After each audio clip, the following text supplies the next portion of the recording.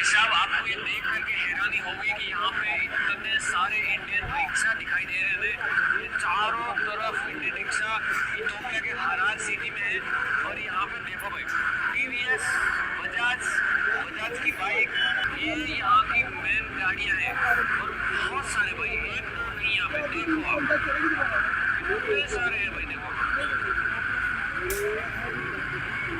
लोग बच्चों की परवरिश तरबियत की बात करते हैं। हाँ। मैं ये कहता हूँ पाकिस्तान के अंदर पेरेंटिंग होनी चाहिए, तरबियत पेरेंट्स की होनी चाहिए। पेरेंट्स को बताना चाहिए कि how to deal with the kids, के बच्चों के साथ आपने कैसे डील करना है, बच्चे की आपने कैसे तरबियत करनी है। सुबह उठ के जब बच्चों को माएं स्कूल छोड़ने जाती हैं, माँ बाप दोनों जाते हैं, बाप अकेला जाता है, वहां से ये लोग अपने अपने ऑफिस जाते हैं। इनको चाहिए कि ये लोग वहां से बच्चों को स्कूल छोड़ें और वहां से अपने ऑफिस ना जाएं। इनके लिए माँ बाप के लिए क्लास स्टार्ट होनी चाहिए पाकिस्तान में कि बच्चों को स्कूल छोड़ के फिर माँ बाप अपने स्कूल जाएं और वहां जाके सीखें कि बच्चों को कैसे डील करना है, कैसे ट्रीट करना है। बच्चा मर जाता है, बच्चा हमारा, मैं आपको अपनी आंखों से देखा हाल बताऊं, छोटे छोटे बच्चे सहमे में यार, माँ बाप की अपनी फ्रस्ट्रेशन होती है, निकालते आके गुस्सा बच्चों पे। वो बच्चे बेचारे का क्या कसूर है? बच्चा तो बच्चा, वो तो शैतानी करेगा, वो तो तुम्हें तंग करेगा। बच्चा सुकून से बैठ गया, उसको इतनी समझ आ गई, तो बच्चा तो मासूम है और मासूम को थोड़ी पता होता है क्या करना है क्या नहीं करना। तुम ऊपर माँ बाप होगा, चाचे ताए मामे चाचे जितने बड़े हैं वो सारे आके बच्चों पे गुस्सा निकालते हैं। जिसका दिल चाहता है आके बच्चे का कान मोड़ देता है, जिसका दिल चाहता है आके बच्चे को थप्पड़ मार देता है। तो ये कौन सी जगह भाई? ये हम कौन सी दुनिया में रह रहे हैं? हम कहाँ सर्वाइव कर रहे हैं? मेरी समझ में ये बात नहीं आती। आप बच्चे को मजे की बात बताओ, बच्चा जब क्लास में बैठता है तब मार खा रहा है, बच्चा घर आ रहा है तब मार खा रहा है, बच्चा बाहर जा रहा है तब मार खा रहा है। तो जब बच्चे ने इस माशरे में खानी ही मार है तो भाई वो बड़ा होके मारेगा सबको। वो कैसे बड़ा होके सब कुछ ठीक करेगा? वो नहीं कर सकेगा। हमें सबसे पहले अपनी एजुकेशन को ठीक करना है। हमारी एजुकेशन अच्छी हो गई, हमारे बच्चे को अकल आ गई, हमारे जवान को शऊर आ गया, तो बस फिर सब बदल जाएगा, सब ठीक हो जाएगा। अगर आप हम अब से 10 साल पहले देखें ना तो इम्पोर्ट पे काम किया जाता था। इंडिया के अंदर बाहर से चीजें आती थी। फिर उन्होंने क्या किया, उन्होंने फिर चीजें इंपोर्ट करना बंद कर दी। उन्होंने ना कंपनियां इंपोर्ट करना शुरू कर दी। ठीक है, मतलब बाहर से टेस्ला को मंगवा लिया, बाहर से उन्होंने मारुति को मंगवा लिया, रोल्स रॉयस को मंगवा लिया, ठीक है, एप्पल को मंगवा लिया। ठीक है, मतलब सारी चीजें जो है वो इंडिया के अंदर मंगवा ली, वहाँ पे सस्ते दामों बनाना शुरू कर दी उन्होंने। ठीक है, बनाने के बाद अब वो एक्सपोर्ट कर रहे हैं। एक जवान बेटा सारा दिन बाहर धक्का खाता है, अगर 18,000 रुपए तनख्वाह ला के माँ के हाथ में रख रहा है तो माँ का फर्ज बनता है कि ला मेरा बेटा शुक्रिया, बेटा तू मेहनत कर। मैं आगे से कहती हूँ बस 18 लाया है, ओ यार वो मर जाए, नहीं है इस माशरे में उसके पास काम, नहीं उसकी कोई स्किल्स पे कोई ट्रस्ट कर रहा है, नहीं दे रहा है उसको कोई काम, वो क्या करे? आप उस पर भरोसा कर लें। वो कहते हैं ना एक अच्छी बीवी पूरा घर सुधार देती है। सर वो पता है क्यों सुधार देती है? क्योंकि वो बीवी अपने शौहर को समझती है। वो बंदा जब सारा दिन मर के घर पे जाता है ना तो वो एक वाहिद औरत है उसकी वाइफ, जो कि उसको कंधा देती है सर रख के रोने के लिए, फिर उसका सर चलाती है, उसको इजी करती है, तू परेशान ना हो मैं तेरे साथ हूँ। तो ये वाला जो साथ है ना किसी भी शख्स के लिए, हर किस्म का एक आधा ऐसा साथ होना भाईजान बहुत जरूरी है। हम एक चीज तो बड़ी प्रोफेशनल तरीके से बाहर से लेके आते हैं, वो है हमारे सियासतदान। ठीक है, बाहर बैठ के हम सियासतदान बनवाते हैं, उसको लेके आते हैं पाकिस्तान, और उसका जो बेड़ागर्क वो मुल्क का करता है यहाँ पे, ये उसका रिजल्ट निकलता है। जैसा कि बात करें, इंडिया इस वक्त जो है मेड इन इंडिया पर बहुत ज्यादा वर्क कर रहा है और एक्सपोर्ट्स को जो है बहुत ज्यादा तरजीह दे रहा है। जैसा कि आपने सुना होगा कि बड़े बड़े कंट्रीज में जो है मेड इन इंडिया चीजें यूज हो रही हैं। जिस तरह आपने सुना कि अमेरिका और यूरोप कंट्री ने जो है वंदे भारत की जो है डिमांड की कि हमें आप एक्सपोर्ट करें। उसके साथ साथ मैं एक वीडियो दिखाने जा रहा हूँ जिसमें जो है अफ्रीका कंट्रीज में वहां पर made in India autos, made in India bikes, made in India गाड़ी यूज हो रहे हैं। और वो कह रहा है कि यहाँ पर सबसे मेन गाड़ियां जो हैं वो मेड इन इंडिया ही हैं। ये देखिए भाई साहब आपको ये देख करके हैरानी होगी कि यहाँ पे इतने सारे इंडियन रिक्शा दिखाई दे रहे थे। ये चारों तरफ इंडियन रिक्शा इथोपिया के हरार सिटी में है। और यहाँ पे देखो भाई टीवीएस, बजाज की बाइक, प्लेटिना टीवीएस बाइक, और यहाँ पे मारुति सुजुकी स्विफ्ट कार, ये यहाँ की मेन गाड़ियाँ हैं। और बहुत सारे भाई, एक सर क्या कहेंगे, इंडिया तो दूर, मतलब इंडिया में तो मेड इन इंडिया चीजें यूज हो ही रही हैं, लेकिन अब जो है इंडिया से बाहर वाले कंट्रीज में भी made in India autos, made in India bikes, made in India गाड़ियां। यार made in India bikes, made in India गाड़ियां जो है वो उनकी एफर्ट के बाद उन्होंने इतने साल लगा के अगर आज वो इस नहज पे हैं तो ये उनके लिए एक तरक्की की बात है। और उन्होंने काम किया है, मेहनत की है, तो आज वो अपना अनाज खुद खा रहे हैं और बाहर भी भेज रहे हैं। ठीक है, तो इस बात पे क्या कह सकते हैं हम? उनको कॉन्ग्रेचुलेशंस कह सकते हैं हम, उनको दुआएं उनके लिए कर सकते हैं कि उन्होंने मेहनत की और ये सारी अचीवमेंट्स उनको मिली और वो एंजॉय करें। लेकिन सर इसके साथ अगर बात करें पाकिस्तान में, तो पाकिस्तान में खुद ही मेड इन पाकिस्तान चीजें यूज नहीं हो रही। बाहर कंट्री तो दूर की बात, पाकिस्तान चल ही रहा मेड इन चाइना पे चल रहा है। कंपैरिजन पे मत आए ना, आप पाकिस्तान की इकोनॉमी देखें, आप इंडिया की इकोनॉमी देखें, आप तो इकोनॉमी बनानी पड़ती है ना सर। तो मैं आपको बता रहा हूँ, आप डिफरेंस देखें, जमीन आसमान का कंपैरिजन तो बनता ही नहीं है। पाकिस्तान अभी मेरा ख्याल है कोई 40-50 साल पीछे है दुनिया से, ठीक है। हमें अभी बहुत काम करना है, हमें अभी बहुत एफर्ट करनी है। सबसे पहले हमें अपना एजुकेशन सिस्टम अच्छा करना है। हमारा अगर एजुकेशन सिस्टम अच्छा नहीं होता, अगर हमारा जवान पढ़ता लिखता नहीं है, हमारे जवान को अगर शऊर नहीं है, तो हमारे बुड्ढों से तो पहले ही कुछ नहीं हो रहा, अब भी नहीं होना। बुड्ढों से मुराद है कि जो हमारे पुराने ख्याल के लोग बैठे हैं, उनसे नहीं हो रहा तो आगे भी नहीं होना। तो जवान को खुद हिम्मत करनी पड़ेगी। और मजे की बात है कि पाकिस्तान के अंदर जवान के लिए प्लेटफॉर्म भी नहीं है।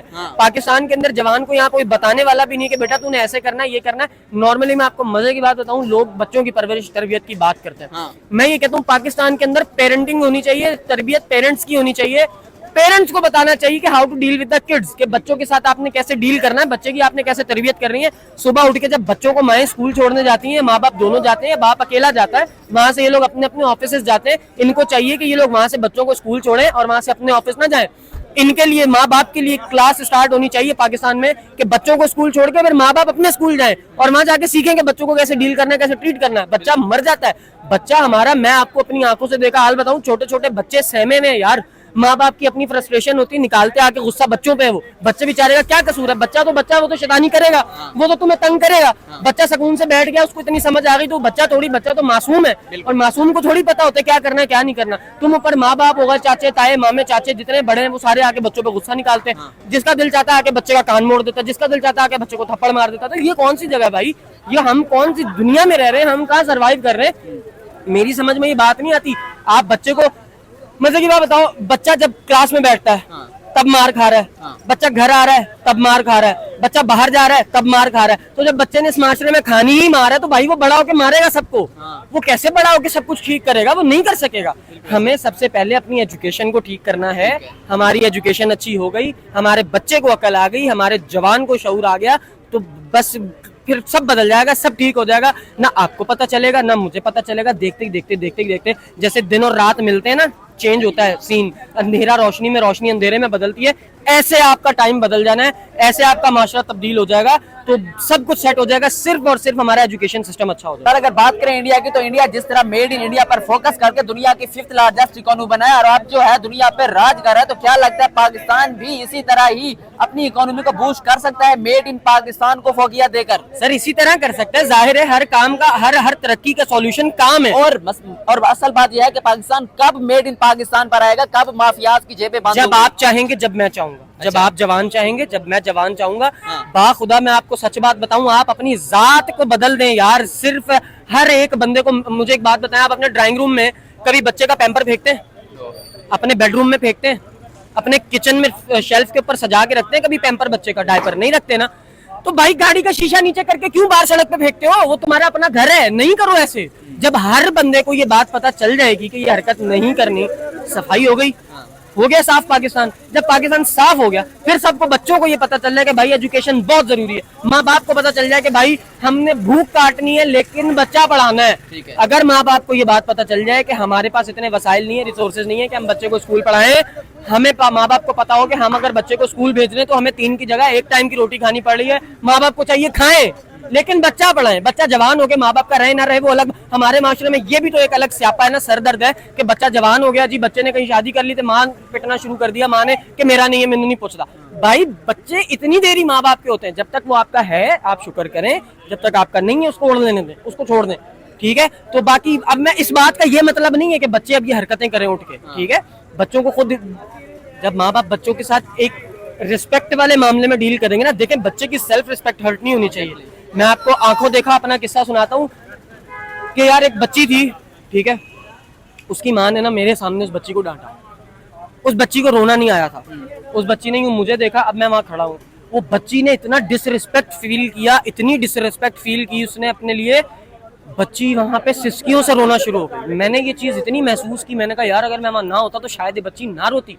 ये सिर्फ इसलिए रोई है कि इस शख्स के सामने मेरी माँ ने मेरी, और बच्ची कितनी बड़ी पता है, मुश्किल से 6-7 साल की, मुश्किल से 6-7 साल, छोटी सी बच्ची, वो इस चीज को महसूस कर गई कि उसकी सेल्फ रिस्पेक्ट हर्ट हो गई। हमारे माँ बाप को हमें यही नहीं पता चलता है कि बच्चों की कहाँ रिस्पेक्ट। आप जब तक बच्चे की रिस्पेक्ट नहीं करेंगे ना, खुदा की कसम बुढ़ापे में आके वही बच्चे फिर आपसे बागी होते हैं। फिर माँ बाप इधर बैठ के चीखते हैं कि हमारा बच्चा हमारा नहीं रहा, हमने सारी जिंदगी लगा दी। भाई अगर माँ बाप के हकूक है ना, तो औलाद के भी हकूक अल्लाह ने साथ बताए हैं कि आपने औलाद को कैसे डील करना है। हमें सिर्फ ये बताया जाता है कि माँ के पैर के नीचे जन्नत है, बाप जो है वो पूरी की पूरी जन्नत है, या दरवाजा या जो भी बोलते हैं। मैं हर गिज में माँ बाप को यहाँ पे थर्ड नहीं कर रहा, सेकंड नहीं कर रहा। माँ बाप हमेशा टॉप प्रायोरिटी पे रहने चाहिए, बट इट डजंट मीन कि माँ बाप बच्चों के हुकूक का ख्याल ना करें। यार बच्चे का भी दिल है, बच्चे का भी जिगर है, वो भी एहसास रखता है। एक जवान बेटा सारा दिन बाहर धक्का खाता है, अगर 18,000 रुपए तनख्वाह ला के माँ के हाथ में रख रहा है तो माँ का फर्ज बनता है कि ला मेरा बेटा शुक्रिया, बेटा तू मेहनत कर। मैं आगे से कहती हूँ बस 18 लाया है, ओ यार वो मर जाए, नहीं है इस माशरे में उसके पास काम, नहीं उसकी कोई स्किल्स पे कोई ट्रस्ट कर रहा है, नहीं दे रहा है उसको कोई काम, वो क्या करे, आप उस पर भरोसा कर लें। वो कहते हैं ना एक अच्छी बीवी पूरा घर सुधार देती है। सर वो पता है क्यों सुधार देती है? क्योंकि वो बीवी अपने शौहर को समझती है। वो बंदा जब सारा दिन मर के घर पे जाता है ना, तो वो एक वाहिद औरत है उसकी वाइफ, जो कि उसको कंधा देती है सर रख के रोने के लिए, फिर उसका सर चलाती है, उसको इजी करती है, तू परेशान ना हो मैं तेरे साथ हूँ। तो ये वाला जो साथ है ना, किसी भी शख्स के लिए हर किस्म का एक आधा ऐसा साथ होना भाईजान बहुत जरूरी है। हमें अपने माशरे के अंदर इस चीज को आम करना होगा कि एहसास, हम कहते हैं चले तूने मुझे नहीं बुलाया बाहर में जा, मैं भी तुझे नहीं बुलाता हूँ, यार लानत है ऐसी सोच पे। भाई अगर उसने तेरे साथ कोई बात कर दी तो तू इतने ज्यादा गुस्सा है ना, तू रिस्पॉन्स ही ना कर, तू खामोशी से चार बातें उसको ऐसी बोल के जाएंगे, वो बेचारा पहले किसी टेंशन में फ्रस्ट्रेशन में होगा, वो मर जाएगा, डेड हो जाएगा, वो और काम नहीं करेगा। तो अगर चाहते हो कि भाई पाकिस्तान के हालात बदले, सबसे पहले इन बाहें खोलो, एक दूसरे के लिए गले मिलो, प्यार करो, प्यार बांटो, प्यार समेटो। अल्लाह की कसम प्यार के अलावा कोई सॉल्यूशन नहीं है कि आपका माशरा बदल जाए। सर एंड पर आपने बात की कि जब तक पाकिस्तान अपने एजुकेशन सिस्टम को नहीं बदलेगा, पाकिस्तान के हालात नहीं बदल सकते। तो क्या वजह है, क्या लगता है कि इंडिया का एजुकेशन सिस्टम हमसे बेहतर है? बहुत स्ट्रॉन्ग है। क्या है इंडिया के एजुकेशन सिस्टम में जो हम में नहीं है, जो हमारे एजुकेशन सिस्टम में नहीं है? आप रेशियो निकाल के गूगल से देख ले, लिटरेसी रेट देख लें आप, यकीनन इंडिया का ज्यादा है। भाई गूगल का सीईओ इंडियन बैठ गया ना, कैसे बैठ गया? यूके का प्राइम मिनिस्टर इंडियन बैठ गया, कैसे बैठ गया? वो उन्होंने हम ही गोरों ने भरोसा कर लिया उन पे। गोरा इतनी बड़ी फिल्म है ना, कभी भी किसी पे जल्दी ट्रस्ट नहीं करता, नहीं करता।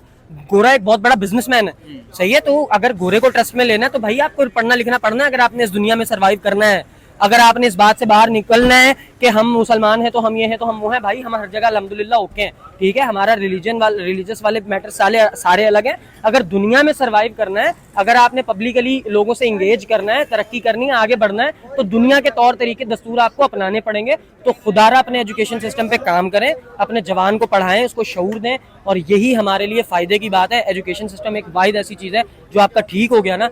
एजुकेशन के अंदर, एजुकेशन क्यों कहते हैं एजुकेशन को? उसके अंदर आपको सारी चीजें बताई जाती हैं। आप एक तहजीब या उर्दू की बात ले लो, उर्दू अदब के लोग जो उर्दू अदब से ताल्लुक रखते हैं वो कितने तहजीब याफ्ता होते हैं। क्यों होते हैं? क्योंकि उनके अंदर अदब शामिल हो चुका होता है, किताबें पढ़ पढ़ के।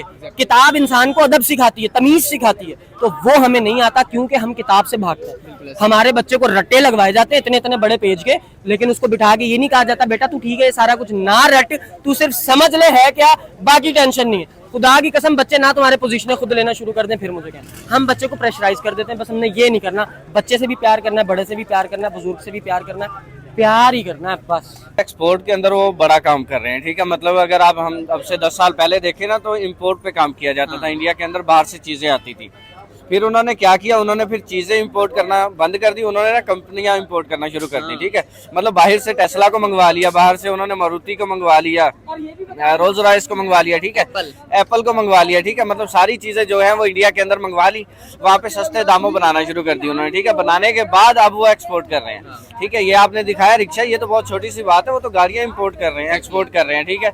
आप देखें उनकी जो मतलब महिंद्रा है, ठीक है, इतना बड़ा ब्रांड बन चुका है। एक छोटा सा ब्रांड था, एक लोकल मेक वो होता था। जब से नरेंद्र मोदी आया ना यार, उसका एक विजन अच्छा है कि उसने इस चीज के ऊपर काम किया है कि मतलब मैंने क्या किस तरह से कंट्री को आगे लेके जाना। मतलब ये भी चीज ठीक है कि आप सेम चीजें जो बाहर से आपने इंपोर्ट करनी है, आप उस कंपनी से बात करो, यहाँ पे बुलाओ, उसको ले आओ, और उसके बाद मतलब वही चीजें सस्ते दामों बना के आप एक्सपोर्ट करो। आपकी कंपनी, आपके जो मुल्क के अंदर मौजूद है लोग, उनको भी फायदा होगा। मतलब अभी देखे रिसेंटली एक न्यूज देख रहे थे कि जो आईफोन है, ठीक है, वो इंडिया के अंदर जो बन रहा है वो मेड इन इंडिया बाहर यूज हो रहा है यूरोपियन कंट्री के अंदर। रीजन क्या है यार, हमें महंगा पड़ता है। मतलब वहाँ पे जो चीज वो 100 रुपए की बनाते हैं, इंडिया के अंदर 55, 60, 70 रुपए की बनती है, ठीक है। इम्पोर्ट टैक्स उसके ऊपर कितना 5-7 रुपए पड़ता है उनको, बाकी वो चीज जो है वो सस्ती मिलती है, ठीक है। क्वालिटी क्या है, क्वालिटी तो आईफोन अब क्लेम करेगा कि मतलब मेरी चीज आप यूज करें तो मुझे सेम दो, तो वो बात। सर क्या कहेंगे, इंडिया तो इंडिया, अब दूसरे कंट्रीज में जो है मेड इन इंडिया चीजें यूज हो रही हैं, लेकिन पाकिस्तान की अगर बात करें तो पाकिस्तान में ही मेड इन पाकिस्तान चीजें यूज नहीं हो रही, बाकी कंट्री तो मतलब बहुत दूर की बात। क्या कहेंगे इतना बड़ा डिफरेंस क्यों है कि जहाँ इंडिया मेड इन इंडिया चीजें, इंडिया तो दूर बड़े बाहर कंट्रीज यूज कर रहा है, जबकि पाकिस्तान की चीजें पाकिस्तान में यूज नहीं हो रही, बल्कि पाकिस्तान बना ही नहीं रहा, पाकिस्तान में हर एक चीज चाइना पे चल रही है। नहीं, मेरे ख्याल में हम पाकिस्तान, मेड इन पाकिस्तान पे हम फोकस नहीं कर रहे, हम मेड आउटसाइड जो है जितनी भी है उस पर फोकस कर रहे हैं। आप देखें, हम एक चीज़ तो बड़ी प्रोफेशनल तरीके से बाहर से लेके आते हैं, वो है हमारे सियासतदान, ठीक है। बाहर बैठ के हम सियासतदान बनवाते हैं, उसको लेके आते हैं पाकिस्तान, और उसका जो बेड़ागर्क वो मुल्क का करता है यहाँ पे, ये उसका रिजल्ट निकलता है। ठीक है, मतलब यार इन्होंने ही बेड़ागर्क किया है, ठीक है, और सारा काम जो है वो इस तरह का मतलब उनके सुपुर्द चल रहा है, ठीक है। यार जब फोकस ही नहीं किया जाएगा, मैं अभी कुछ दिन पहले एक रिपोर्ट देख रहा था, पाकिस्तान के अंदर 1970 तक पाकिस्तान के बिरलाज अंबानीज मौजूद थे, ठीक है। हम इंडिया से ज्यादा रिच स्टेट थे, ठीक है। फिर आते हैं माशाल्लाह जो जिसको हम जमहूरियत का बादशाह कहते हैं, मैं नहीं कहता, ठीक है, अवाम कहती है, जुल्फकार अली भुट्टो, ठीक है। उसने आके क्या किया, उसने सारी जो इंडस्ट्रीज थी उसको आके प्राइवेटाइज कर दिया, ठीक है, नहीं नेशनलाइज कर दिया, गवर्नमेंट के अंडर कर दिया, ठीक है। यार गवर्नमेंट, एक सियासतदान जो है वो इंडस्ट्री चलाएगा, ठीक है। जब इस तरह का काम किया गया आहिस्ता आहिस्ता बंद हो गई, ठीक है। पाकिस्तान के अंदर वाहिद एक जो मौजूद है वो स्टील मिल है, ठीक है, इस वक्त, और वो भी नेशनल उसके इदारे के अंदर है, उसको प्राइवेटाइज करने का अब सोच रहे हैं, अब से 40 साल बाद। यार शर्म नहीं आती, मतलब उस वक्त आपने फिर ये डिसीजन क्यों लिया, ठीक है। अगर उस वक्त ये डिसीजन ना लिया होता, आज निशात ग्रुप जो है वो दुनिया में बीट कर रहा होता है, ठीक है। मतलब जो इसका मलक रियाज का ग्रुप है वो दुनिया में बीट कर रहा होता, उस वक्त जो बड़े बड़े नाम थे वो आज मौजूद होते, उनके जो एक 100 करोड़ मौत है वो वाकया ना हुई हो।